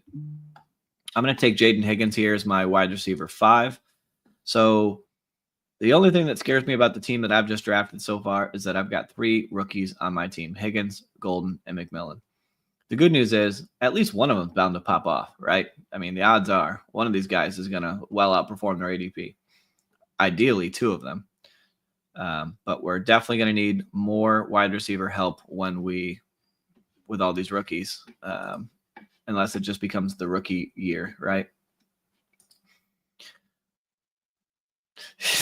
DeAndre Swift says, that's why I'm taking Rashee Rice everywhere. Man, I get it. I'm not taking him everywhere at all, but I definitely will take him on some teams where he goes because, if you've got enough depth at wide receiver, you can afford to take a risk. And, what if some miraculous way he doesn't get suspended or gets a much lesser sentence than we think? And which I doubt, by the way. I think he's going to get 6 weeks. But if that happens, there's a world where if you get him in the 6th round, like I did in the last draft or 2 drafts ago, then while everyone else was getting him earlier in the year, rounds 2 and 3, I mean, you absolutely crushed the rest of the people in your league, right? Shamrock says, thanks for the info tonight. Catch up with you next time. Have a great night. Thank you, my friend. Love having you here. Appreciate you very, very much. Hopefully you have an awesome Tuesday. We all need to have a great Tuesday in our lives. I will be on again tomorrow night. Might be a little later than normal tomorrow. I'm not sure yet because my son, my 9-year-old, has baseball practice tomorrow night. So, all right. Arizona, Denver, don't have that going. So we really are punting quarterback and tight end here. I'm going to grab Travis Etienne as our 4th running back. Our running back room's looking fierce. Wide receiver room's looking pretty decent. And we don't even know what quarterbacks and tight ends are in this draft. So we're playing a different kind of strategy here tonight. DeAndre Swift says it's Rice world this season. If there's a light sentence and it flips the switch on all the people who took him at great values, absolutely. And I'm not overdrafting him. And you maybe, it sounds like, meaning to say I'm not drafting him in every draft I can get him in, but I'll let him fall in the 6th round. And if he stumbles there and I feel good about my build and I got some good values early, then I'll take a chance, right? And I do have him on some teams. I'm not avoiding him, but I'm definitely going to keep kicking him down the road. One thing to consider here is we won't know what his suspension is going to be until his hearing after the season starts. So we're kind of all guessing on what it'll be. I would have loved for them to – I was banking on them announcing his suspension last week, and then everybody kicking his ADP down, people freaking out and dropping him into like the 6th, 7th, 8th round or something. And then I was going to draft a whole bunch from there. But that is not how it worked out.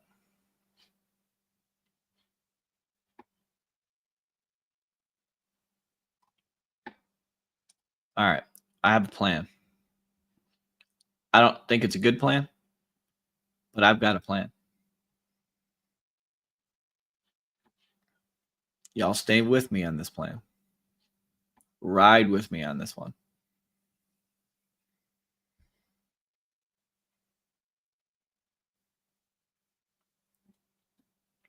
we're going to try and take Tucker Kraft here as our first tight end to double stack with Matthew Golden. And we are going to bank that Jordan Love in 10 picks is still on the board, comes back around, and we double stack him with our first quarterback. That would feel pretty good. As my man John Gruden would say, I'd be feeling nicey. Now, where is these drafters here? Did anybody get any Green Bay players, wide receivers on this side of the board? No. So other than the Josh Jacobs guy, I don't see any Green Bay players unless I'm missing something here, which is they're less likely to stack. And now they got more quarterbacks coming off the board. So feel like we're going to feel good about getting our man coming back to us here. Really liking how this draft's playing out so far.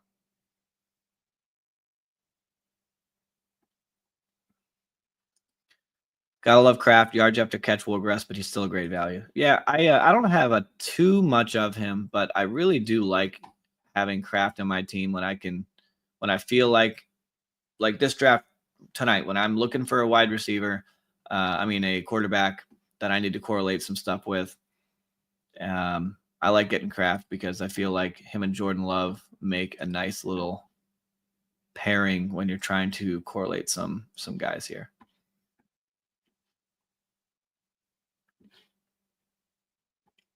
I definitely will have work to do at wide receiver. I'm going to stop at 5 running backs for sure. I will probably actually kick that down the road completely until later. This will definitely be a 3 tight end, 3 quarterback team. It's possible. This is all right. Jordan Love falls to us. Love it. Feels good. It's possible that I stop at 4 running backs. This team's good enough. The bye weeks have worked out good enough. This team might be good enough to play with just 4 running backs. I don't do it that often, but it could be that kind of, and then we could do a 3-4-8-3 build. So that might be a way to work that out. DeAndre says, can you make a case on Jonnu Smith? Everyone is off of him, which makes sense, but surely there's something good. So my case on Jonnu Smith is this. He's athletic as all get up, and I do think that Pittsburgh Steelers will need to play from behind a little bit more this year. I think Aaron Rodgers wants to throw more. And you can get him around 18 now. And if he becomes a guy you needed, then you have an advantage over other drafters who, for the first 2 months of the year, were drafting him in around 7 or 8 or 9 or whatever it was. So I like getting pieces of him when I can stack him only with Aaron Rodgers. And I think it makes sense because you can get a subtle advantage against other drafters because of where they took him. So in a regular redraft league, I wouldn't touch him whatsoever. But in best ball, I definitely don't mind grabbing pieces of him at all. I think he makes actually a lot of sense. All right, so we have options here. We can go Stroud. Let's see, look at this little run here on running backs coming up. So I think Stroud might be a good option here. We'll have to do a scroll the F down moment here. I don't mind even grabbing Hollywood Brown as a flyer.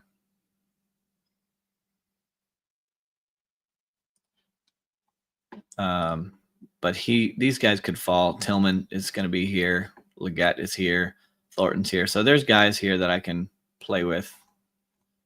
But I don't want to be out too much on quarterbacks if I'm going to need 3. So I'm going to go ahead and grab Stroud, pair him up with Jaden Higgins.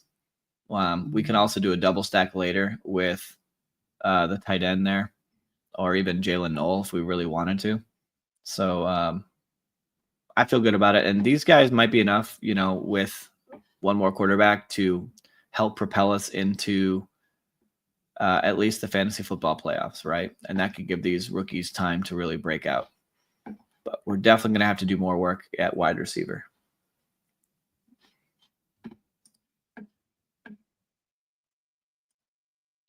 Your running back room's looking pretty good. Yeah, I'm actually really excited about this running back room. And this might be borderline perfect because if you're going to stop at 4, then you really needed at least your first two to be anchors. And the bye weeks work out where I don't even have any double bye weeks out of this group of 4. So it's kind of a nasty little room, if I'm being honest.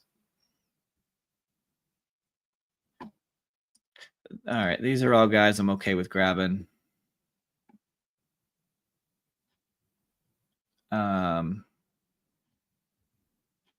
You know what we could do though is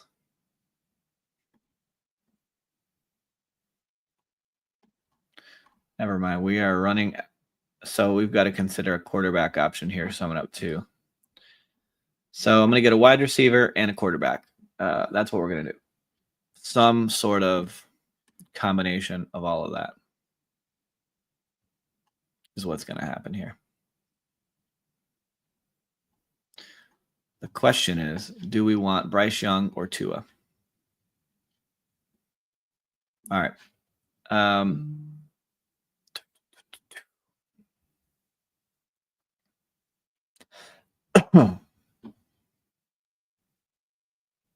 I think we'll just see what comes back to us.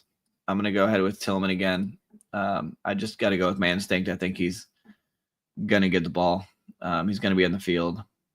When you're on a team like this that needs wide receiver help, I want guys that are going to actually be on the field, for 75, 90% of snaps, because if they're on the field, they have a chance to score points.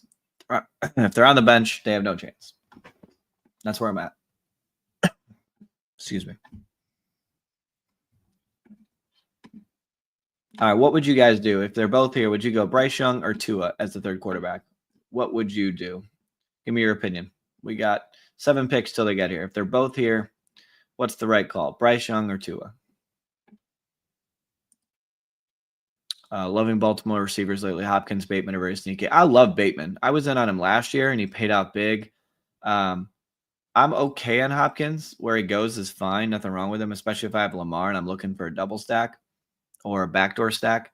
He is having knee issues right now, and so that concerns me a little bit, just because he's had a history of knee issues.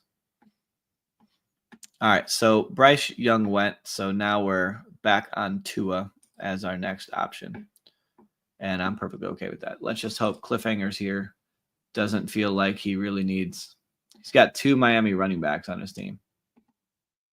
Let's hope he doesn't do anything crazy, like take Tua. But he might. He didn't. He took Gino. All right. Feel good about getting Tua here. Feel good about this 3-quarterback room. Actually, really starting to like this team. This feels like the kind of team that could be built to win $2 million. That's what it feels like. If not $2 million, maybe $500,000. Let's not get crazy. We already won the $2 million in another draft. So, all right. So we know we're done at quarterback. We might be done at running back. We know we need 2 more tight ends.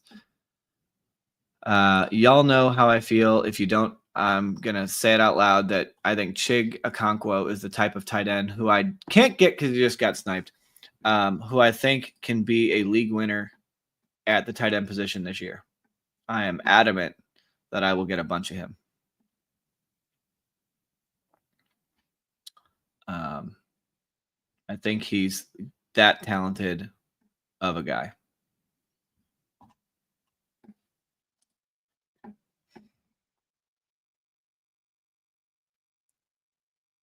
And at this point, and Zach Ertz goes. All right, we're going to get another wide receiver here.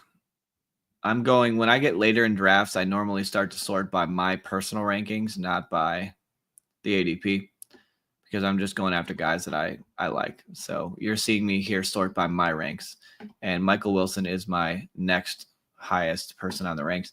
Another one of those wide receiver 2s on an offense that could be pretty good, should be on the field. And on a team like this, I may just need some points to help carry me. And guys like Cedric Tillman, Michael Wilson should be on the field and could stumble into the end zone a few times enough to have viable weeks. So if these rookies start slow, then these guys could help back them up until they start to get hot.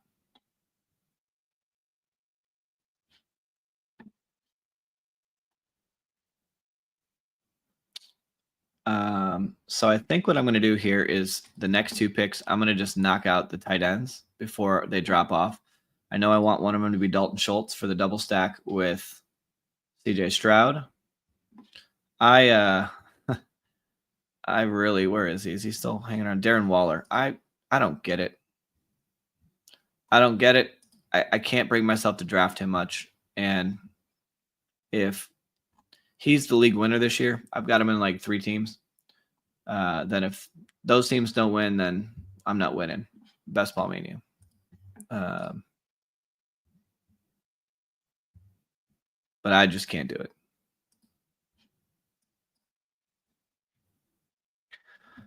So what I'll do is I'll queue up K-Dot and Dalton Schultz, go that route. I do like Mason Taylor. I like Elijah Arroyo. I like these guys very much. There's Jonnu hanging around down there.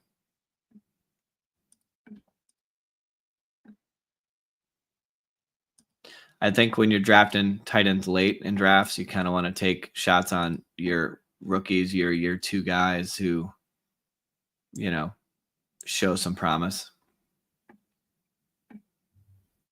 I'm going to go and grab K-Dot and then we'll try and get Dalton Schultz in 10 picks on the way back.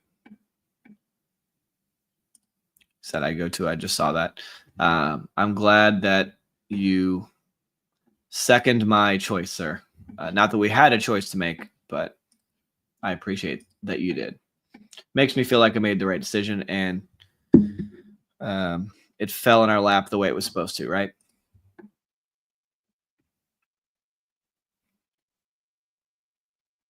I really like this team. I really, really do.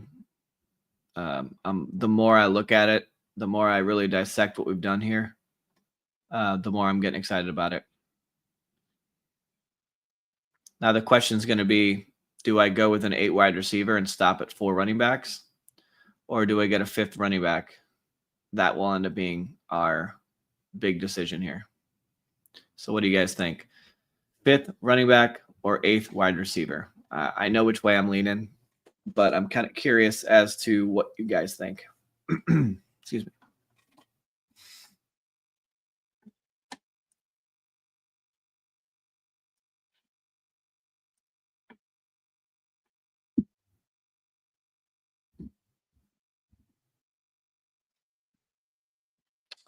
Come on, Dalton Schultz. Don't let me down now.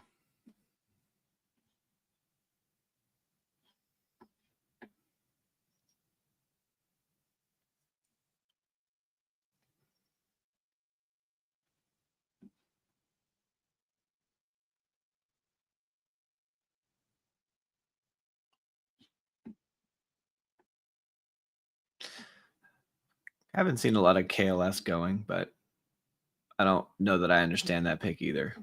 That's definitely a shot in the dark. All right, we get Dalton Schultz. That's perfect. Now we get our luxury pick. We're either going with a running back or a wide receiver here. Whoops. I'm leaning towards running back as my last pick. So someone would have to talk me out of it.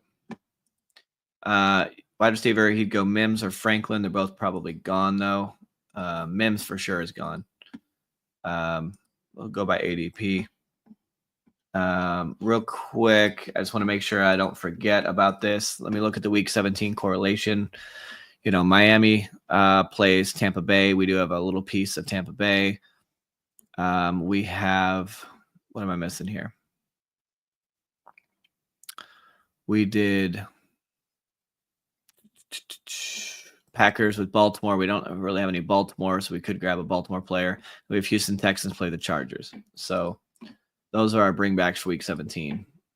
So, oops. Why is this so far off? What did we do here?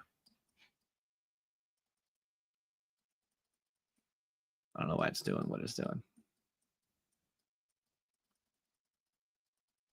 Don't know how I did it. There we go. All right. So there's no Baltimore players I want for the bring back.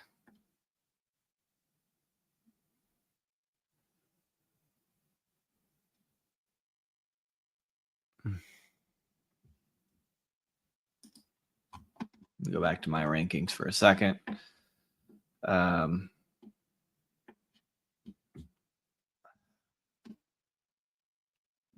You know, we could take like Tyler Lockett type guy for the points because he's the wide receiver too.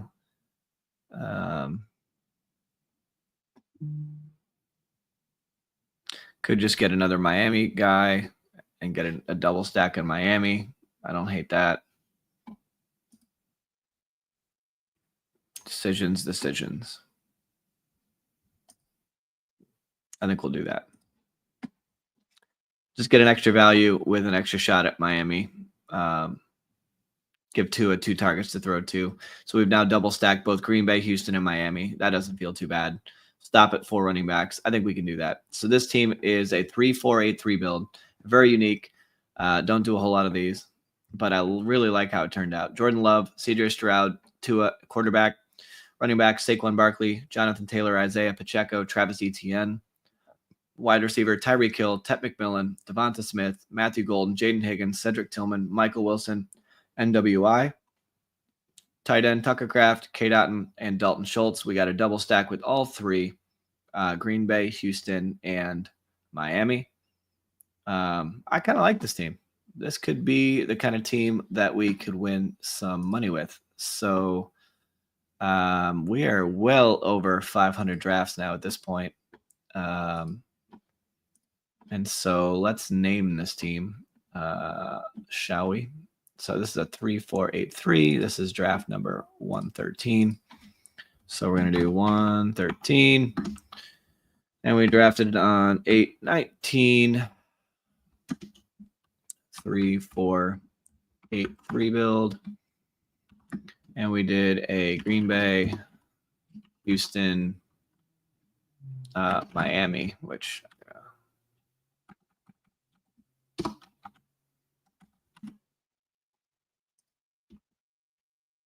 something went wrong. Yeah, your bet. Something went wrong. Okay. I'll fix that later. All right. Appreciate it, guys. That's going to do it for me tonight. I appreciate you guys. Don't forget, please, if you wouldn't, throw a like and subscribe in the video. I will be back on tomorrow night as well. Glad everyone was on here. Hopefully y'all learned something. Or if nothing else, we had ourselves a good time doing it. I just realized my banner still says Pomeranian. Never changed it. So drop the ball there. So boo on me. And appreciate you guys very much. Hopefully you guys have a great Tuesday, and we'll see y'all tomorrow night. Have a good evening.